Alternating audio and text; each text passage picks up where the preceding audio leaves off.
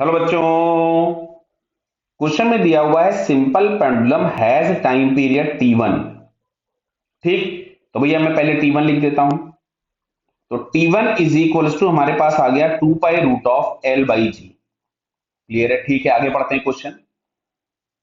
The point of suspension is now moved upward according to the relation y बराबर KT² where K is equals to 1। ठीक, y is vertical displacement, t is the time, now time period becomes T2।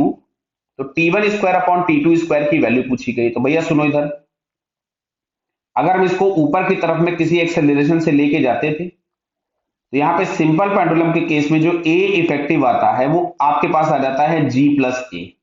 तो मैं पहले ए की value find करूं तो भाई y बराबर दिया था KT स्क्वायर, अगर मैंने इसको डिफरेंशिएट किया वेलोसिटी निकाला तो आ जाएगा K इंटू 2T। फिर से मैं अगर एक्सेलरेशन निकालूंगा तो बचेगा 2K और K बराबर 1 दिया था तो एक्सेलरेशन हो गया 2 मीटर पर सेकेंड स्क्वायर। क्लियर? तो यहां से जो टाइम पीरियड T2 मिलेगा that is 2 pi root of L upon G plus ए।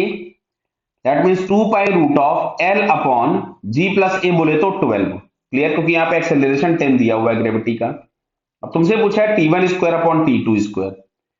तो T1 square upon T2 square अगर हम लोग करेंगे तो ये हमारे पास मिलेगा 4 पाई स्क्वायर L/G। जी की जगह मैंने 10 लिख दिया और यहां पे अगर हम लोग लिखेंगे तो ये 4 पाई स्क्वायर नीचे आएगा, है ना, और L और ये जो 12 था ये ऊपर चला जाएगा। क्या क्लियर हो रहा था? 4 पाई स्क्वायर से 4 पाई स्क्वायर, L से L कैंसिल हो गया तो it is 12/10।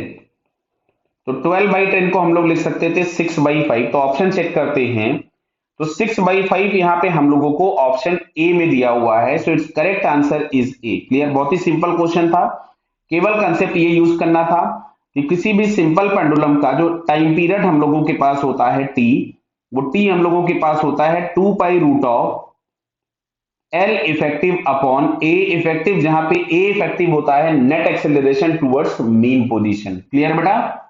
All the best.